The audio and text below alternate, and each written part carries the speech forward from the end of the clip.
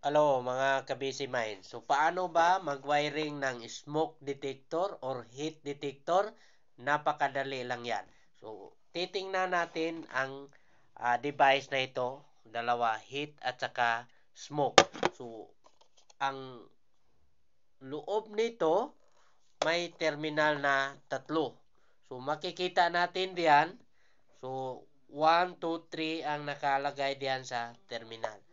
So, dito sa Terminal 3, may nakalagay diyan na LC.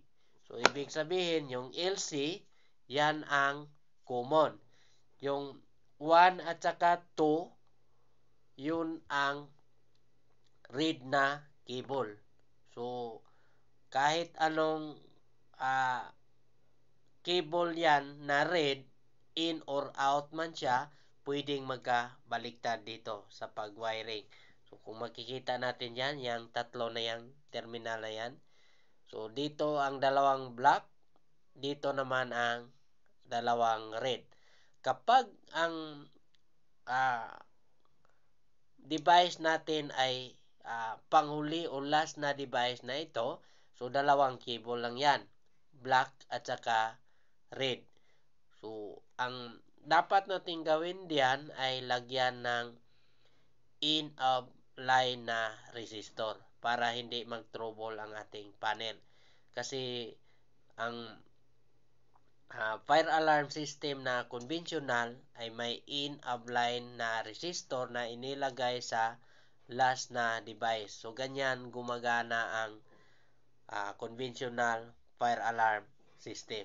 So, tandaan natin na kapag wala ng device na susunod, yan ang lagyan natin ng in of line. So, mahalaga ang resistor na in of line na kailangang ilagay natin sa last na device para ma-notify ang ating panel kung mayroong nasira sa gitna ng loop natin or may natanggal or naputol man ang cable natin, mag-notify doon sa panel na open zone. So, ganyan kahalaga ang in of line na resistor. So, dapat yan ilagay doon talaga sa last na device.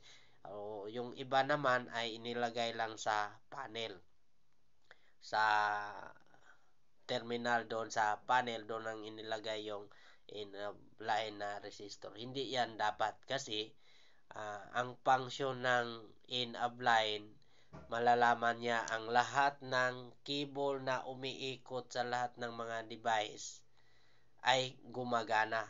Kung doon natin ilagay sa panel, kung mayroong nasira naman na kable or device, may nawala na device o natanggal, hindi maayos ang pagkalagay, so hindi natin malalaman ang trouble kasi nandun sa panel. Kahit tanggalin mo yung cable, normal pa rin ang panel natin na makita na walang problema kasi nandun ang resistor.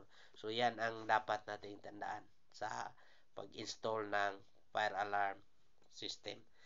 Okay? Kung may idea din kayo sa mga fire alarm system, paki-share naman sa comment section. Okay? Bye-bye mga ka-busy mind.